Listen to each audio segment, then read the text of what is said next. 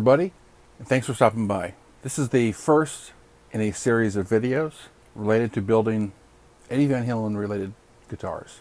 Now, this first series is Frankie with a Tom Anderson neck on it, and if you can deal with the less than professional audio, I think you'll still get a lot of good info on this guitar, on its creation, its history, and we'll go through some of the myths and speculation and everything else that is Eddie Van Halen guitars. And if you have a guitar that you want to see built, hit me up. Contact me below, leave a message, do something, and I'll get it on the list. The next series after this one is a full 5150 full relic that turned out excellent. But for right now, enjoy this series on Frankie, and you'll see what it takes to build one accurately and to pull it off the best that we can. Thank you for stopping.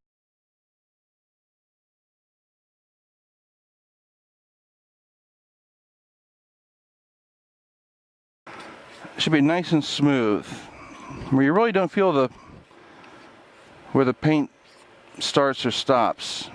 You want that to be just nice and smooth. And you can see inside of here some of these tiny little spots in the finer detail from where the adhesive was in the vinyl is filling up. And if I just do that, that's removing adhesive right there. That's not taking off paint. So I know that there's still a little bit more that I want to do. Sometimes it helps to come in with a Q-tip or a swab and, you know, get it dampened with the naphtha and just work on that little area and then wipe it clean. But maybe do it after you've done all of the razor work.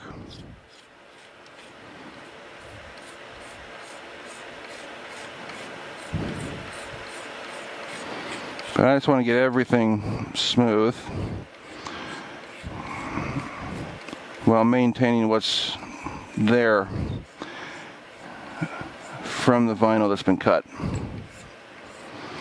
And that includes going all along the top, anywhere you have a section.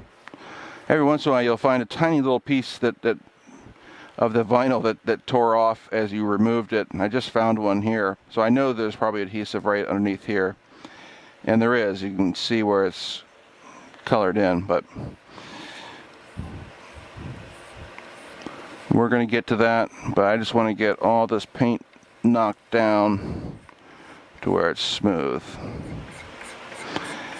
And watch on these roundovers, because that's where the paint's the thinnest. So you want to be careful. That's smooth. This is a perfect example. We know that Ed's body wasn't completely filled. They may have stopped it when they realized the body was a reject. If you look real close on his spacing right here, you'll see some black paint in the deeper grooves where that darker wood is. So that's why these lines are reproduced in the vinyl cuts. But we're going to come in here towards the end and put in some tiny little marks using a very fine brush or whatever we want to use, and have it come along that grain just in a few spots, just to show that there is some in there. I guess if we're going for accuracy, it's worth our time to do that. And this isn't the heavy wear. This isn't that heavy relic that we're doing yet. This is just to get this black prepared. Because our next step is to put the vinyl over top of this that has the stripes and all the wear for when we spray paint the white layer. And we want that to lay down as flat as possible. Anywhere where it's not smooth, the paint can roll right underneath the vinyl and go right where you don't want it to go. I hate that. Most of the time you can fix it and clean it up, but sometimes you can't. And if you get the white onto the bare wood, it looks completely wrong. And we don't want to do that. We don't want wrong. We want right. And along here, hold the razor just flat to the shape of the wood.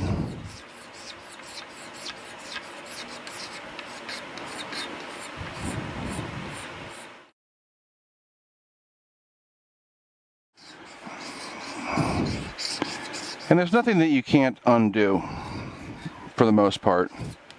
So don't ever feel like you've just screwed it up and have to start it all over. Unless you've really screwed it up and have to start all over. I've done it many times. It takes a whole bunch of acetone to do all that.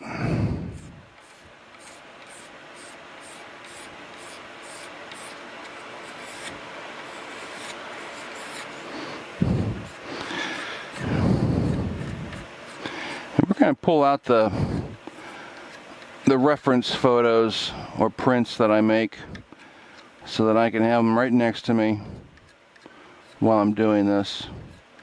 It helps to know where more of the wear is. Like I know there's a little bit right here that just kind of comes off of there just real lightly, and it goes in both directions. So it helps to have those reference photos right in front of you. And do the pickguard screw holes that are left over. So one of the areas that I mentioned where the paint's real thin is behind the tremolo. And if we look at these reference photos, you can see how you can see the wood right through it. That's pretty darn thin. Okay. Alright, ledges are all knocked down. Now just to show you how thin this back area is, we're going to start working from this mark down to this mark. And it's an area about 1.5 inches wide right there. And I think it's from all the different types of tremolos that he had, all the string changes, intonation changes, with all the necks that he changed on there. We're going to start getting it real smooth.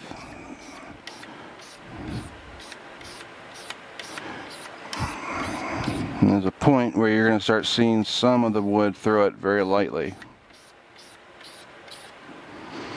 So,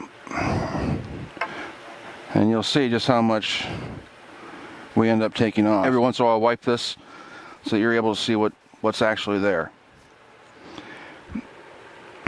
And pretty soon you're going to start seeing tiny little bits of the wood color come through, and I'm doing that right now.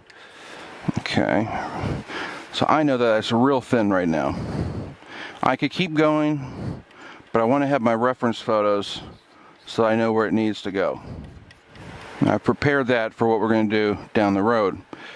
Another spot to prepare for down the road is around here. And there's an area about right here that's real thin. You really got to be careful here because you don't want to start taking up too much wood. And in a way you're leveling with the razor. You may have seen a little bit of grain or something like that. But that's going to go away because you're really acting like you're leveling. So the paint now is getting real thin. I can feel it, and I can see it.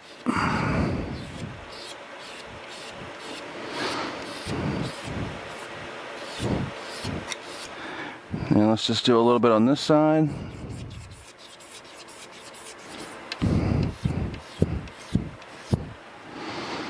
And that's thin. I don't want to lose the detail anymore, and I'm going to start losing the detail in here. And we got a few spots we're going to add. And you can just see how I can barely touch it, and the wood shows right through. And if you have a light touch, you can make the adhesive pull up into one glob. See right there? So I've just removed most of it.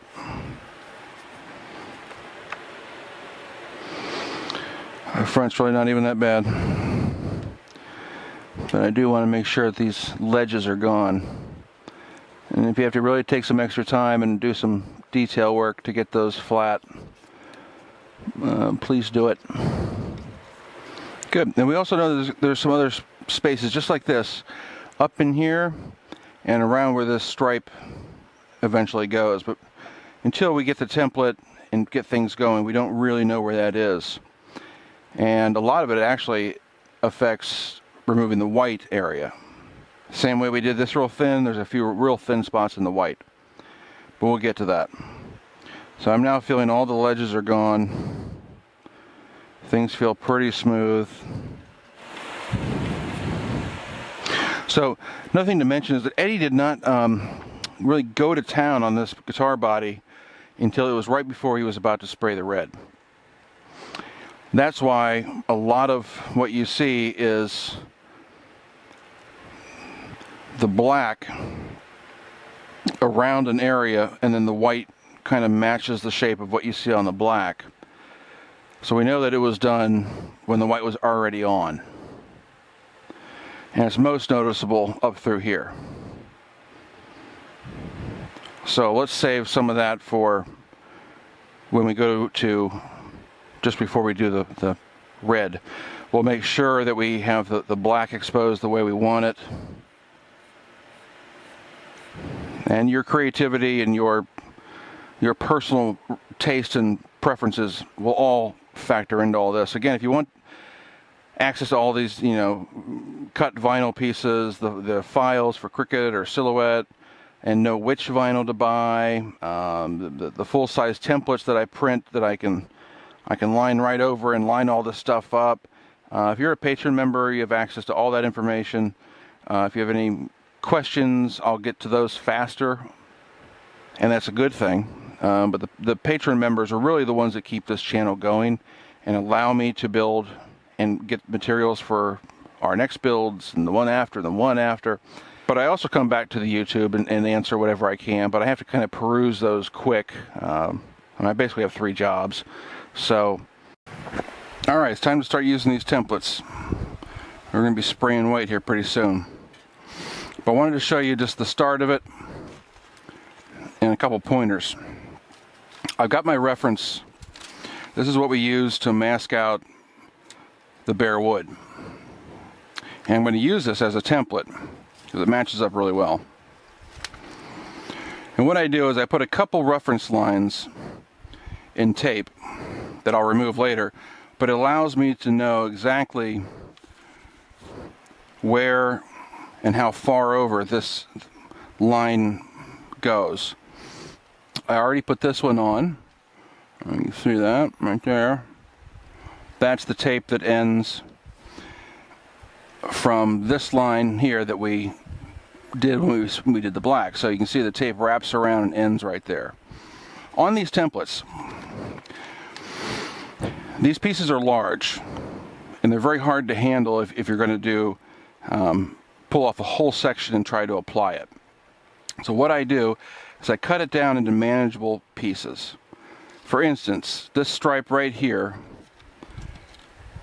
that goes and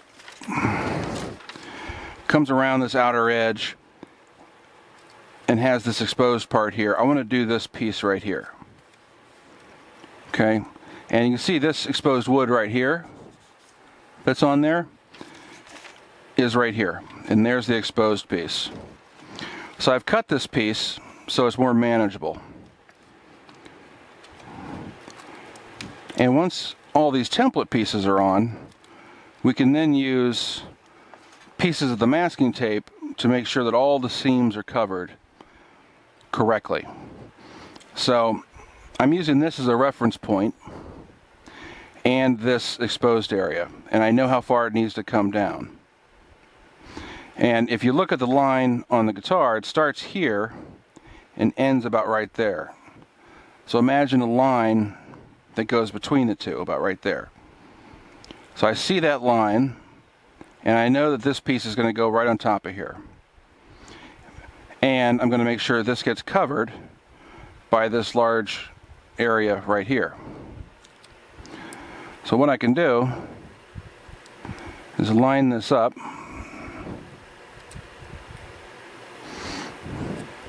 so that the exposed wood is covered,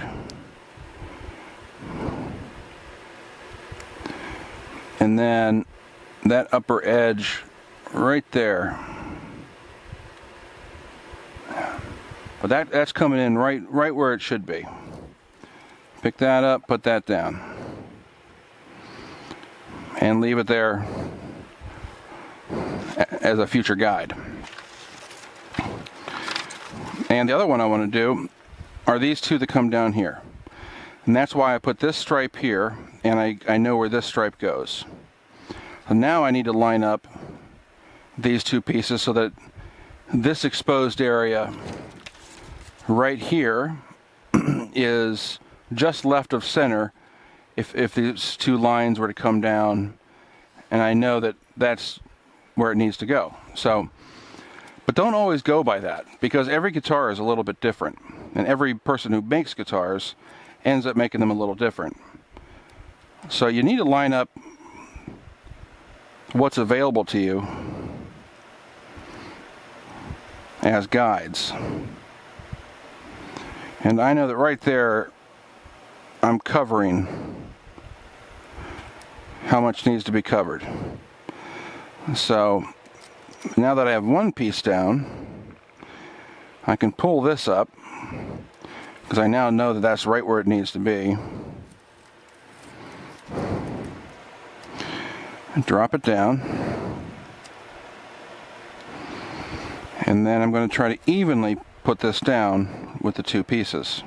That's when we come back in. And let me just, and here's another way to do it. Go ahead and trim it right where it needs to be trimmed. So there are my two pieces. You can see this stripe here continues right down where it needs to go. So, but the problem I have is where this line here goes across. And it comes down about that much. So if I kind of imagine a line that comes, it lines up right with the side here. So as I pull it up,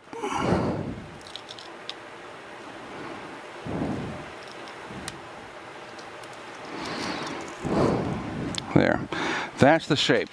And you can see how it's going to look. But when you remove it, that's the shape you want, obviously, because it's accurate. And we know where it goes in the back of the cavity here. So I'm going to line it up.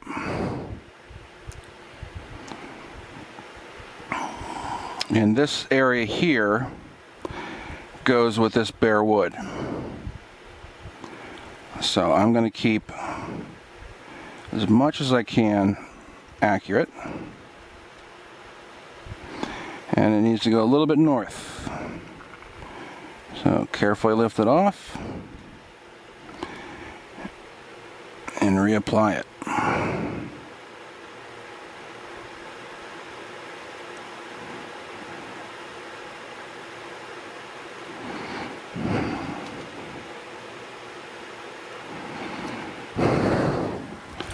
Now this is going to give you these exposed white areas here.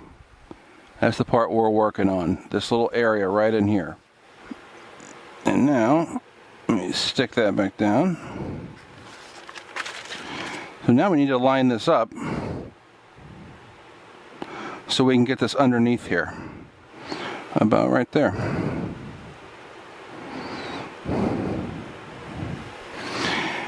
So we know that nothing is going to be perfect, because we're dealing with a different shaped body, a different everything. So I figured, why not start there, right? So the next section is going to be a lot of this black area in here, all these little squiggly lines that all kind of move in the same direction. But again, because guitar bodies are not identical, that's one of the things we have to deal with. Now there's a couple important pieces in here that are cut that we're going to need. So let me pull that off. I love that shape. I mean, that's really hard to get any other way. Just about right there. And the center of this top part, I know, goes right over. Okay, so that's not enough. We gotta go a little further.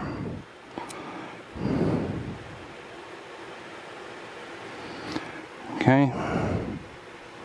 And I'm gonna pull this in to where I want it, and then I'll stop. And it's about right there. So what I'm going to try and do, if I can, is not overlap any of the areas that we did with the template. There's that. Now this, I am going to have to use a few pieces for this, and then I will cover up that. And what we can see is, if we use this as a reference spot, there's a couple spots here, and there's a couple spots up here, which would be in here. So we can use whatever we want, because over top of this area is that red that gets worn down to like a pink, and we're gonna reproduce that as well. So we've got that in pretty good. That line's gonna come in. Here's one of those examples where the line doesn't continue perfectly. And in a way, I'm kind of glad that happened, so I can just show you. Rip off that tape. And you're going to correct for it yourself.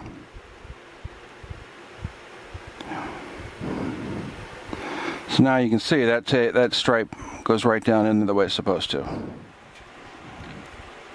And I know that this goes in that line.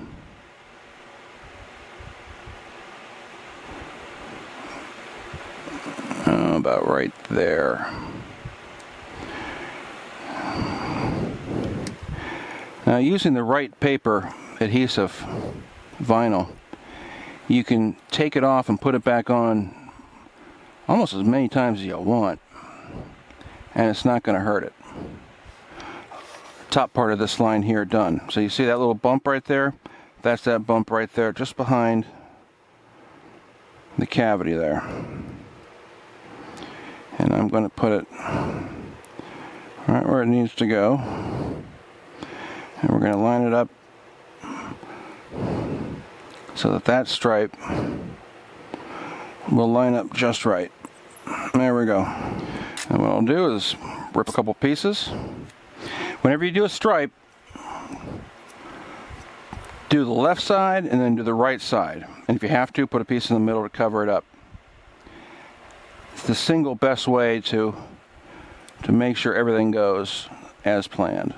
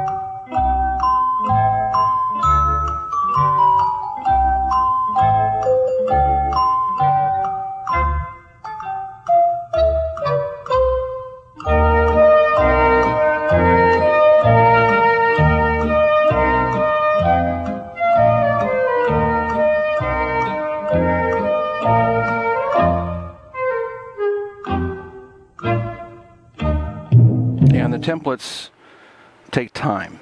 But now we can join this stripe with this one and work on this shape. But I know that this outside edge is rough and meets up with that one. So let's go ahead and just do that one before we work on the other parts. Alright, so here's my long thin piece. And I see where the other end should be.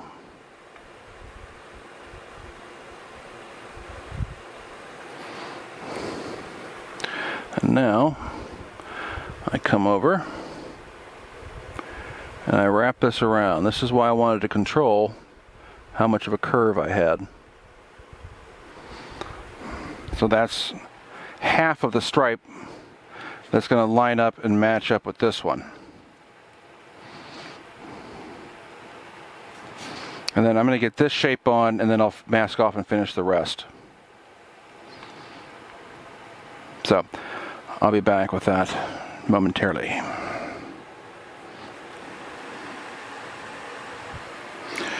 Okay, so I am now ready to spray the white. Wimbledon white by Duplicolor.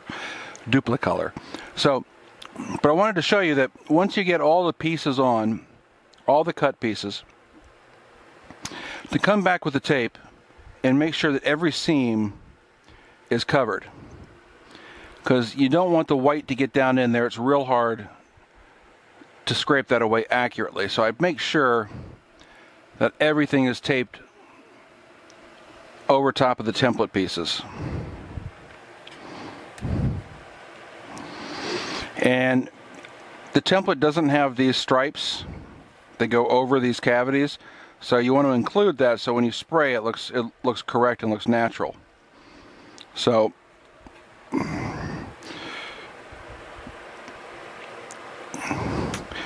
can see all the little screw holes are covered. It took a while to get the wing on correctly. All the little future pieces that are going to show, even some of the pieces that show underneath the red. So, but that's what it looks like when you've got it fully taped and you're making sure that everything is covered.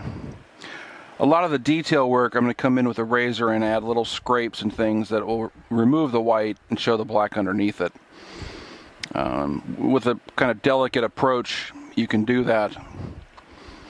And then these are a couple of my favorite little pieces here on the real deal. And what I do is I tape this edge to look like this. So you have a nice broad opening on the butt end here, but this exposed wood is covered, and it overlaps onto the black as it should.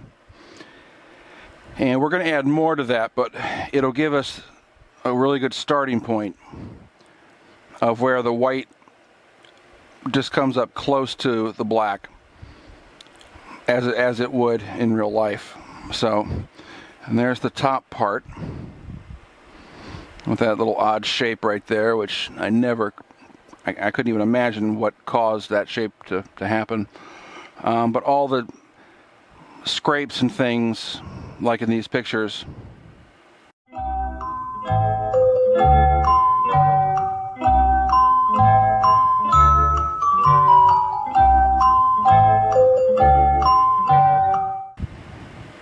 and I only had black vinyl on hand, so I apologize. Otherwise, I would have used a brighter color like I did with this red so you could see what it looks like.